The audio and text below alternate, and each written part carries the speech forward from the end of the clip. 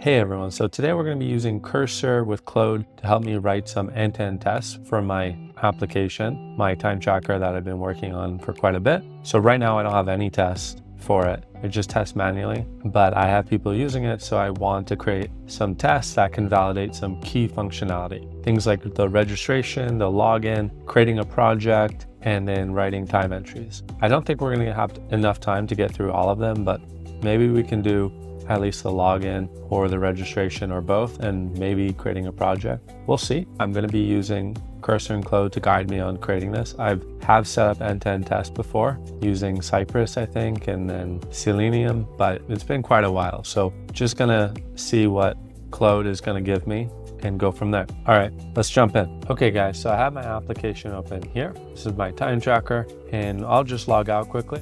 So log out. So yeah, I'm just going to want to have tests that are basically doing this. Going through this form, hitting enter, and logging in, right? And then ideally, if they could make a time entry, that would be great as well. So creating a YouTube video on how to use Cursor to write tests, okay? And then yeah, we would just select our project here and then put in our time, and then we would start the timer. And then I would probably stop the timer here, and then the time entry would be added, and then it would go validate the time entry was actually added to the DOM. Let's dive into it. We got Claude here. Still not sure. Should I be using 3.7, 3.5? I read so many different takes online. People are saying 3.7 is a waste of money. So let's go with 3.5, I guess, for this exercise. Okay, and I'm not really gonna give it much. I'm just going to tell it what I want to do. So I want to set up some end-to-end tests for my front-end application to test various flows. The first one is to register, because that's pretty important. If people can't register, that's a problem. The first one is to register for the application. Okay, not going to give it much, so we'll see what it's able to come up with. Curious to what it's going to pick. Probably Cypress. I think that's the go-to for Angular, which is what I'm building my app in, which is probably not the most popular framework nowadays. Everyone's using Next.js, but yeah, I started this a while ago and Angular was the framework I chose. Okay, seems it's found the code base. I can see that you have a registration component in your, and let's use Cypress end-to-end test to test the registration flow. First, I'll check if you have Cypress properly configured. I might already have Cypress in here because it was a starter kit that I started with, so maybe it had it, not sure. But yeah, it's creating this registration. Okay, great. Let's create the new test file for the registration flow. I'll create a test that will visit the registration page, fill out the registration form, submit the form, verify successful registration. Okay. And yeah, it's actually installing the dependencies because I do have agent mode enabled. So it's literally running commands to install the dependencies, not just adding it to the package JSON, but also running it. And yeah, I was able to determine that I was getting this conflicting dependency errors. The types of errors you always get, and you have to do .force or whatnot to get it to go through. And now it's creating a Cypress configuration file. Okay, so that's where it's expecting our web app to be running, the support file, end-to-end test here, and then the pattern for the test. Okay, they have CY, so those are the test files. Let's create the support file for Cypress. This is just crazy, right? Like, I'd have to go read the Cypress documentation to do all this. And to be honest, it's quite straightforward, but it would just be a lot more tedious to go read that documentation and figure out how I have to define my config file and everything. With AI, it's able to just, it knows all that and is able to write it for me. And since I'm a senior developer who has dealt with end-to-end tests before, this is all like quite familiar, right? Like, I could see what it's doing in the actual test cases. It's creating a test user, finding the DOM element with the admin email address and putting in the email, then clicking the button and then focusing or getting the password input, putting the password. Wow, that's pretty smart because I first, in my registration flow, I actually, okay, this is down, but I'll go on my dev instance, but I'll show you in my registration flow. Why is it? No, it's embarrassing. Can't log out. My dev environment's a bit slow, guys, okay? Bear with me. Okay, so as I was saying, in my registration flow, you actually have to put in an email first, like that. and then hit continue, and then you can put in your password. I did that because I want to validate first if this email is valid and if it doesn't already exist. So yeah, you can see it already exists, so that's why I tell the user. But if I give it a unique email, hot tip guys, if you have a Gmail, you can put plus here and then anything after that, and this will still send an email to you at your email, assuming this is your email. That's very useful. Wow, do I actually have an account like that? Okay, I do. You can see I work on this quite a bit. I have an account with that number. Quite intelligent, I was able to figure that out, I guess, just from the code. And then now it's clicking verify successful registration by checking if we go to /timer. That's where we redirect the user. So it's literally reading my code to understand what is the expected flow. And here it's checking the validation. So this test with invalid email should show password complexity requirement. Wow, so doing all that. This is one of the things AI is really great for, is writing tests, because writing these tests are really tedious and boring, and also error prone, because you could just omit a test. Like you could not think of, oh, I should test the password complexity, but it would know because it's looking at your logic. So definitely useful. Okay, so it has completed. So let's see, I've set up the end-to-end test environment for your Angular application. Here's what I've done. Okay, so it created a Cypress test file for registration flow. So that's the test file that we already reviewed. Yeah, and telling me what is testing. Set up Cypress configuration with a base URL pointing to your local development server. Added support files for global configuration for custom commands. Now added necessary npm scripts to the package.json. So Cypress open, Cypress run, start the dev server and run tests. Okay, for development and writing tests, you just run that. For CI/CD, so yeah, there's some warnings, your current node. Okay, so let's accept that. We can run the test and see if it's even going to work. Okay, it's not clear though. How do I run it? Do I run this? But do I have to have my web server open, or is it going to be my web app? Okay, so it's starting the actual web app. Continue. Welcome to Cypress. Review the differences between each testing type. Yeah. Okay. Wow. Cannot verify that the server is running. Okay, so I got to start my server. So yeah, I can test in different browsers. So what we should see is probably Cypress is going to simulate logging in or registration. Okay, so try again. Start end-to-end testing. What is that? Okay. Confusing as to why it's running on this port. That should be the web app.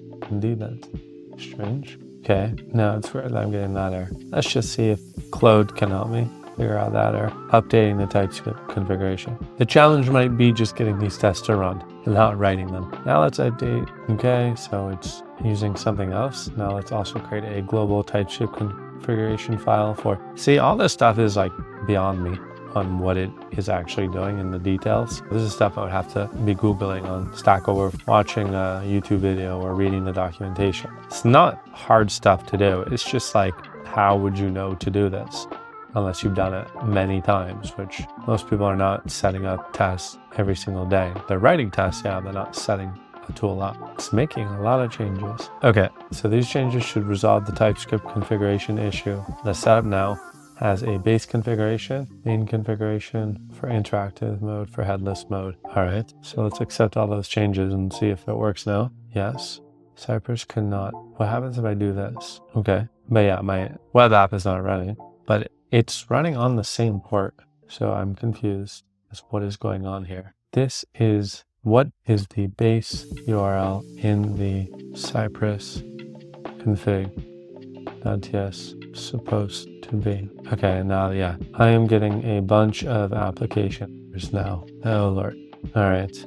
Okay, so yeah, that is the base application. So that's fine. But now we're getting these errors. It has made a lot of changes to my TS config, and now yeah, things are not loaded. Getting just a bunch of errors. All right. This is where it now gets tricky, because AI can't fix this and I have to go in and understand what it's doing. Included in the project issues because our TS config doesn't properly include all the necessary source files. Let's fix this, include patterns in the app configuration. Okay, great. Everything's still in there. So yeah, it's fundamentally changed my app configuration. So TS config now extends the base one. This base is what it added. So we were using this one before, and now it decided to not use this. It actually removed it. I can't even run my Angular app anymore. I am just getting compiler errors like this. Okay, no, but there's so many. It's so stupid sometimes. There's so many errors like this. But no, how do I, let's give you the whole thing. What is this thing doing, man? Did it remove things from my package out? No. It's telling me I'm using Node.js. No, I'm not though. I have Node 18.9 installed. Spoke too soon about this being amazing for setup. Even AI struggles with the mess of the web, where everything is over-engineered and overcomplicated. All right, let's try to get rid of these changes. So we'll just stash all those. And now it's back to normal. We kept all the tests, but let's see if it runs now. Okay, now is this running? Yes. Can we run our test? Configured, start end-to-end testing. How do I use this thing? Okay, yeah, there, that's running the test. Oh my God, it's working. Holy shit, that's cool. That is cool. It's a pretty slick interface they got going here, but hard to tell. It works. So this one passed. Yes. Cert runs. Oh, no, I stopped it. But I can see here registration. So yeah, that one expected. Okay, so it's just going to the wrong URL. Yeah, we redirect to welcome and not timer. So we just gotta fix that to expect the welcome page, not timer. Should show validation errors for email. Expected.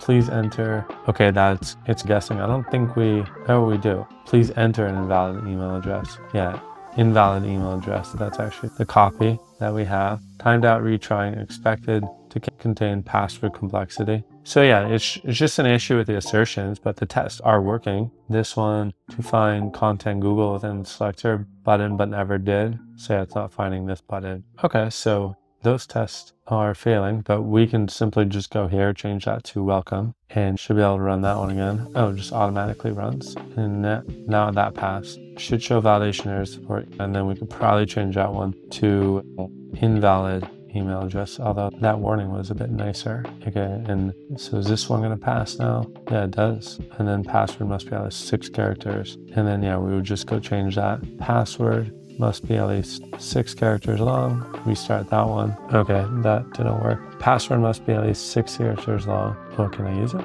Okay, I just had the wrong copy. How is it coming up with the users? Okay, it's just using Faker. Yeah, just coming up with random emails every single time. Okay, this one failed, but I don't know why that one failed. So we'll reload that. That should work. Yeah, that worked. That worked. The Google will probably still fail. I'm not sure what the Google is doing. Okay, just yeah, finding that. So it's probably, I don't know why it's not finding that. Can I inspect? Again, Google. Is that because there's literally 2 spaces? Okay, there's no way to like just run the failing test. Guess not. Anyways, okay, let's go through that one more time. Okay, it's not able to find the Google button. Print to console. What does that do?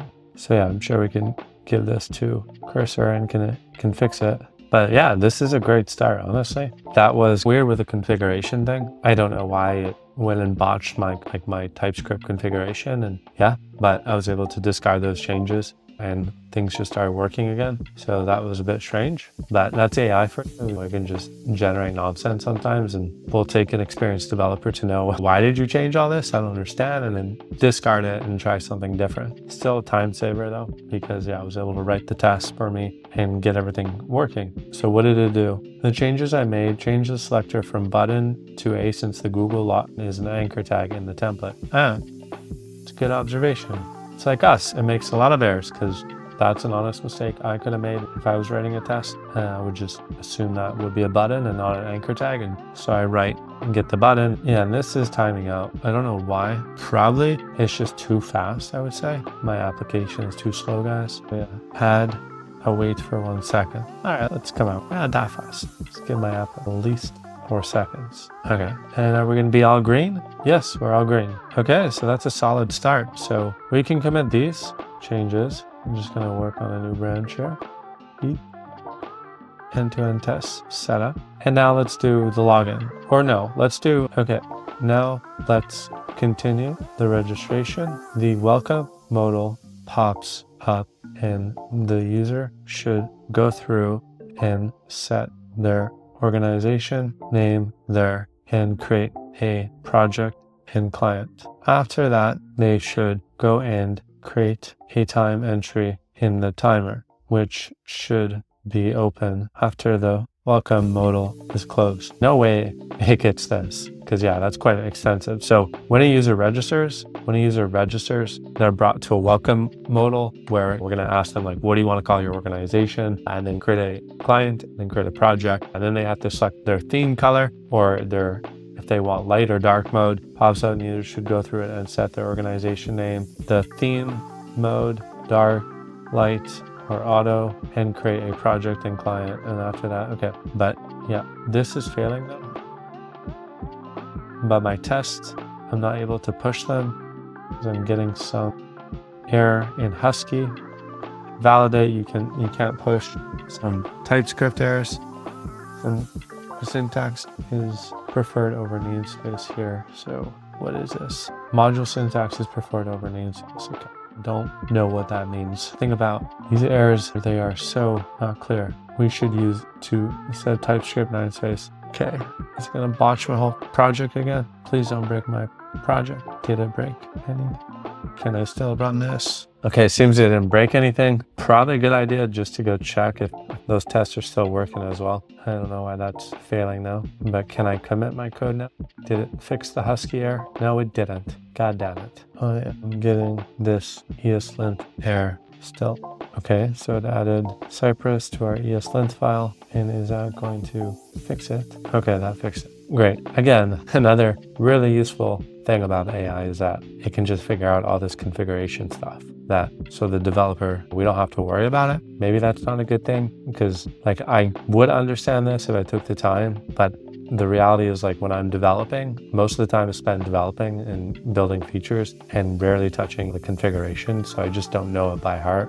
So it's good because it helps abstract us from having to spend a lot of time on that because yeah, setting this stuff up can just take hours sometimes to understand what needs to be configured. Okay, that's good.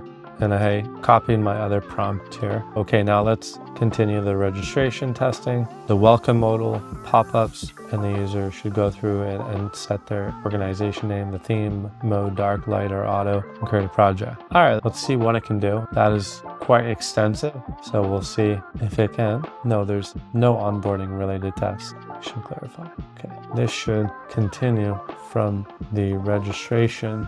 Let's adjust our prompt. This should continue from the registration. I can probably give it that file, which is a good question of if it should continue from here or be its own separate test case. But then you'd have to do the registration again in that flow or have a user to log in as that has not gone through the welcome flow. So I don't think it's worth it. Okay, so it should successfully register a new user and complete onboarding flow. And then here we can see it's going for the button, get started, setting the organization name, selecting the theme, create the client, complete the AI assistant overview. So I didn't even tell about that. But there is a step 5 where I just show like a feature we have that I'm trying to sell. And then yeah, it verifies it'll redirect to the timer. And then now it's finding the text area, the timer. I don't actually think it's a text area, so that's probably gonna be a mistake. Selecting a project and then hitting start and verifying the timer is running. That's a good start. Could definitely see some issues though, but we'll see how it goes. All right, is there a way I can just comment these out, I guess, for now? So I don't want to run all the tests every single time. No, lazy. There for sure is a way in the UI, but okay. So it's registering, and here's the welcome. Okay, I'm selecting the appearance mode. Okay, I feel like it timed out. It's timing out. I think we need to wait between steps a bit. So yeah, like it is maybe, is it? Or is it not able to find this? Actually, I think it was just not finding the button. Okay, no, yeah. That delay helped. So yeah, writing the client, the project. Oh my God, look at that. Okay, and yeah, there's where it failed. So like I said, it failed to get this box because it's not a text area from what I remember. So I'll just tell it and then it'll probably be able to figure out that yeah, it's not using the right selector. No, it's not the issue. The issue is that it's an input. Yeah, see an input here. All right, let's help it out a bit. I think it's because you are not selecting the correct DOM elements. I've attached the timer itself, so look at it to figure out how to select the necessary inputs. Okay, yeah, that should help it. Looking at the timer component, I see the correct selectors now. So you would think it would search it, but it was just making it up as I went. Yeah. Have to give it a helping hand sometimes, but still, this is really nice that it's doing all this. This is boring code to write, honestly, so thank God that we're able to outsource this now and just supervise. Okay, all right. It's already going through it. Is it going to work? Oh, it's working. Oh, it's selecting a project. Start the timer. Holy shit. Wow. Bad time to be a QA engineer. And it passed. Okay, it's working. It's working. Noise. Registration. All right, nice. It's working. Okay. There's one thing it's missing though. Can you also change the start time to 30 minutes before once it's running?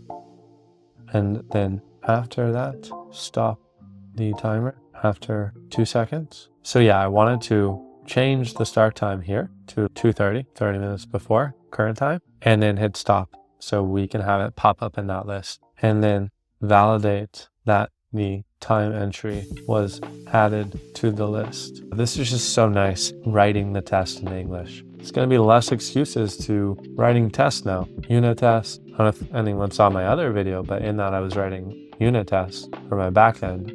Not writing, but it helped me fix a failing test. Whereas actually running the test and then checking if the fix it made actually fixed the test. And then if it failed, it would try another fix and it would just go in a loop. So that was pretty cool. Okay, so now, yeah, it's setting the timer, set the timer to 30 minutes ago, description, stop the timer, and verifying the list. That all looks good. Let's see if it is good.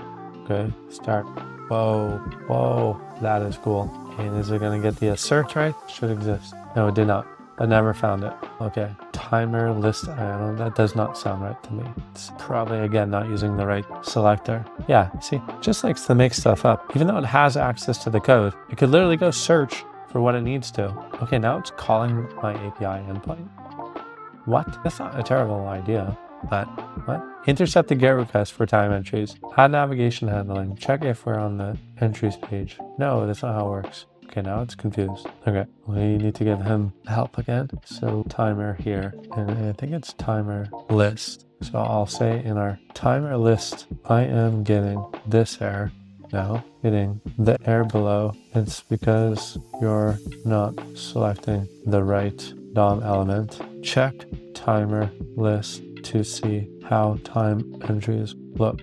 So let's give it that help, giving it timer list component, and then looking at the timer list component, I see the structure is different. That was cool what it did though. It was intercepting our API call to inspect the data to see if, the new time entry was coming back. Which, yeah, that's something I would think to do, but could be useful. Oh, it's adding it back. Wait for the entries list to be available and visible. Oh, okay, so it's waiting on that. I see. I didn't know you could do that. That's another cool thing about AI is it literally teaches you sometimes, right? You can check if a P call is done before you proceed. And then it's here checking that. I'll assume all that is valid. It's already going off and starting. Yeah, this thing is just creating new tenants, even when I'm not looking. Okay, come on. Why did it refresh? Yeah, maybe this is not working.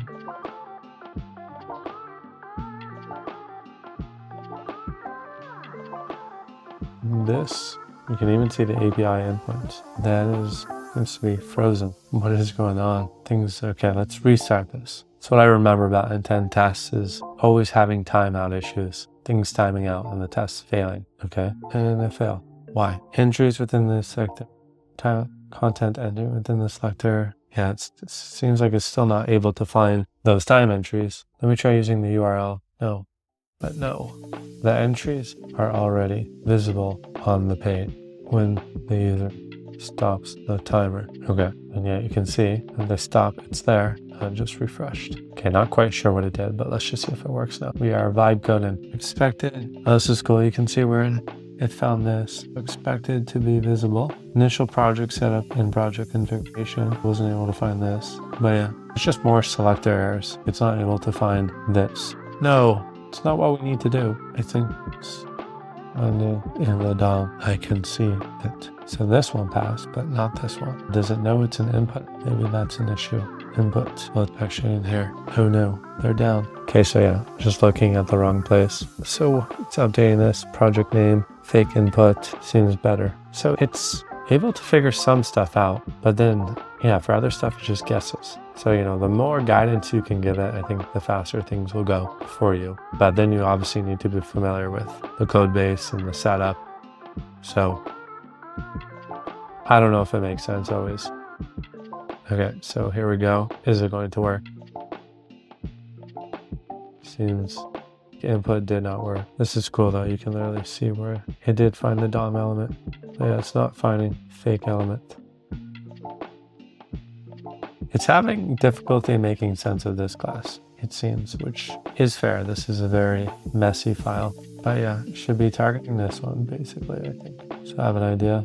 I'll just be like, this is the input we need to target. This is the input we need to target to test. Oh, but it is trying to target the description. So let's see if we can, I see, let's update the verification to target that specific input element based on the input attributes. Okay, so doing it correctly. Placeholder input text. Okay, please work. Okay, it worked. But now the duration is failing. So yeah, it's not finding the duration. Again, how is it targeting the duration? So that seems to be the main downside, is that it is just struggling to select the DOM elements. Like yeah, here duration, invoke text, match that. But I could see us just like giving it the HTML and being like, this is what it looks like, rather than it having to figure out through our code. So if I say this is what an input looks like, the duration is now failing to be found. This is what the HTML looks like. Oops, I'm not in the right chat. Let's see.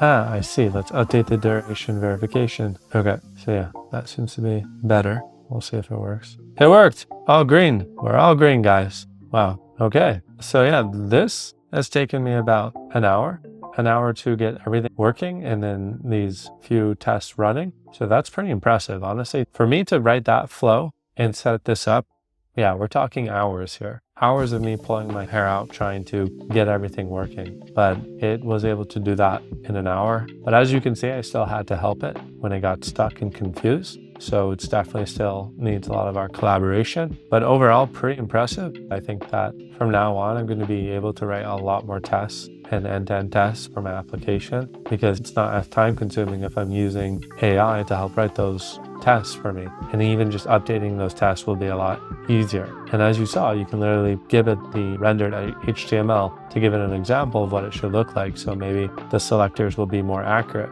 because if it has to go through your application and all your different components in the hierarchy, it will struggle probably to actually find what selectors to use. But yeah, guys, thanks for watching. If you like this type of content, please subscribe. There'll be lots more coming.